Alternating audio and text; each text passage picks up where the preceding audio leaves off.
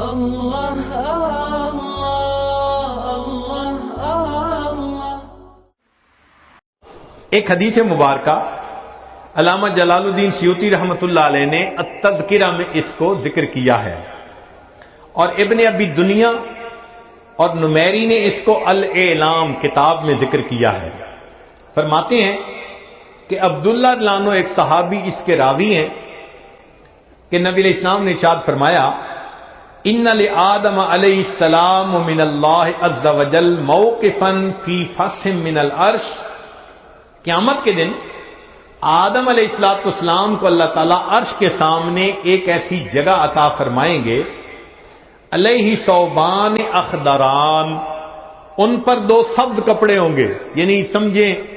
تہبند بھی سبز اور کرتا بھی سبز،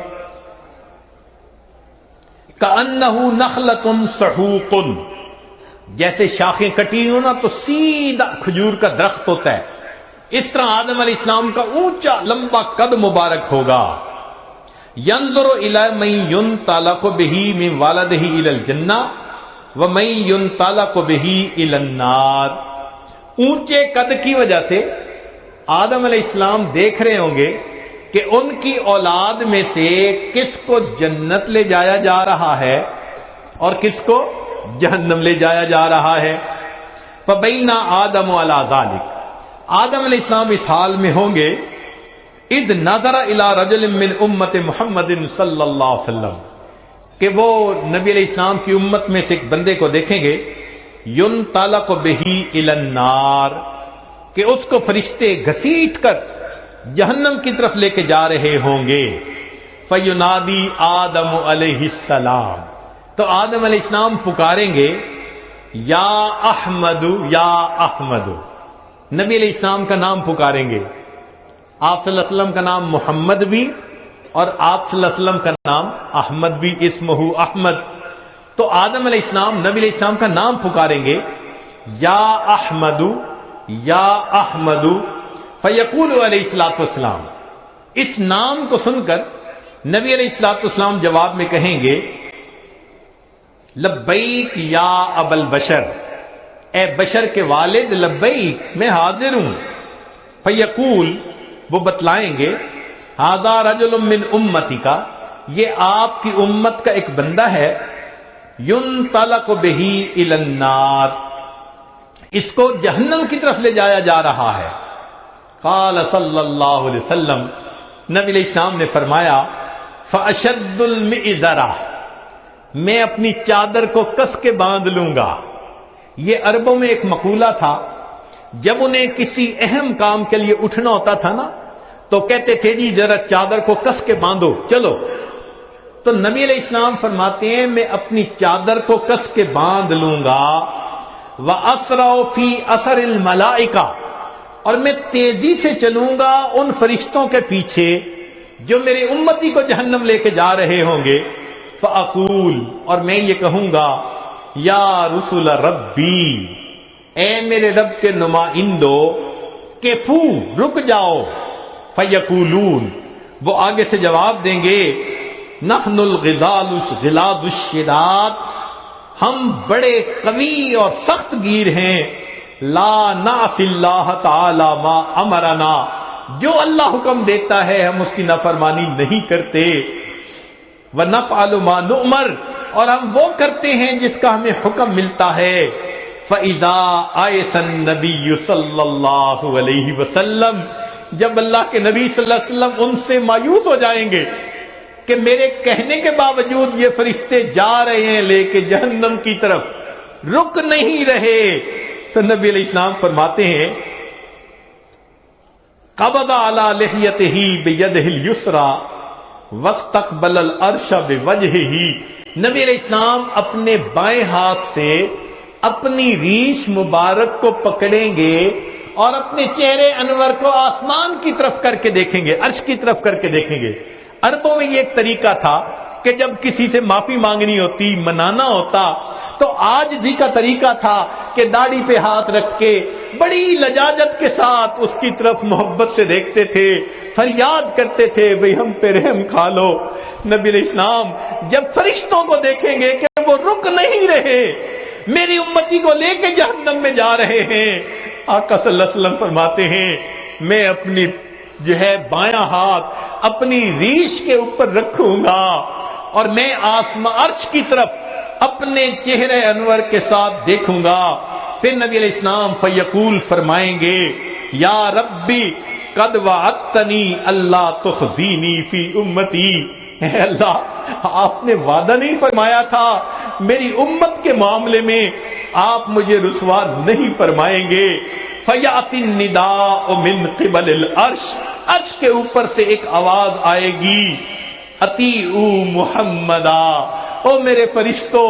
محمد صلی اللہ علیہ وسلم کی اطاعت کرو۔ وردوا ھذا العبد الی المقام،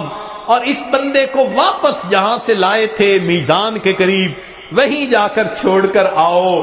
چنانچہ وہ فرشتے اس بندے کو وہاں جا کر چھوڑیں گے۔ فیخرج صلی اللہ علیہ وسلم، اب دوبارہ وزن شروع ہوگا۔ نبی علیہ الصلوۃ والسلام ایک چھوٹا سا کاغذ کا پرزہ بطاقتن، کاغذ کا پرزہ نکالیں گے، بیضاء، سفید ہوگا،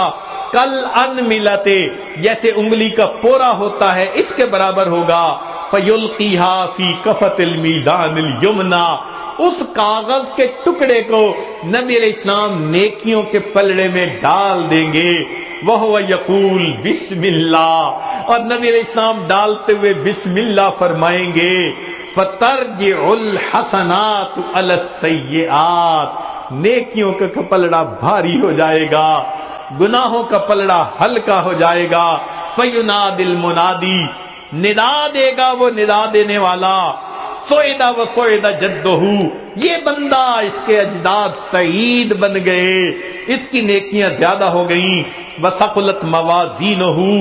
انطلقوا بہ الی الجنہ، اب اس کو جنت لے کر جاؤ۔ فیقول یا رسول ربی، جب جنت لے جانے لگیں گے تب وہ بندہ کہے گا اے میرے رب کے نمائندوں فرشتوں، کیفو ذرا رک جاؤ، حتی اسأل ھذا العبد الکریم علی ربہ، حتیٰ کہ میں اس کریم بندے سے ذرا معلوم تو کر لوں۔ فیقول، پھر وہ یہ کہے گا بے ابی انت و امی، آپ کے اوپر میرے ماں باپ قربان جائیں، ما احسن وجہ کا، آپ کا چہرہ کتنا خوبصورت ہے، وَأَحْسَنَ خَلْقُكَ، آپ کی پرسنالٹی شخصیت کتنی پیاری ہے، من انتا، آپ کون ہیں، فقد عقلتنی اسرتی، آپ نے میرے گناہوں کو مٹا کے رکھ دیا، ورحمت عبرتی، میری لغزشوں کو کم کر دیا۔ فیقول علیہ الصلوۃ والسلام، نبی علیہ السلام جواب میں فرمائیں گے انا نبیوں کا محمد، میں محمد صلی اللہ علیہ وسلم تیرا نبی ہوں، وہذہ صلاتک، اور یہ وہ درود شریف ہے التی کنت تصلی علیہ، جو تم مجھ پر پڑھا کرتا تھا، وفیتکھا، میں نے تمہیں اس کا بدلہ دیا، احوج ما تکون الیہا، جب تجھے اس کی بہت ضرورت تھی۔ سوچئے آج نبی علیہ السلام پر درود شریف کا پڑھنا کل قیامت کے دن میزان میں نیکیوں کے بھاری ہونے کا سبب بن جائے گا۔ دعا ہے اللہ رب العزت ہمیں اپنے حبیب صلی اللہ علیہ وسلم کی سچی محبت عطا فرمائیں، ان کا احترام، ان کی عزت اکرام وہ بھی دل میں عطا فرمائیں، ان کی سنتوں کی محبت کے ساتھ اتباع کرنے کی بھی توفیق عطا فرمائیں، اور کثرت سے درود شریف پڑھ کر نبی علیہ السلام کی محبت کو دل میں بھرنے کی توفیق عطا فرمائیں۔ وآخر دعوانا ان الحمد للہ رب العالمین۔ لا الہ الا اللہ، لا الہ الا اللہ، لا الہ الا اللہ، لا الہ الا اللہ، لا الہ الا اللہ، لا الہ الا اللہ، لا الہ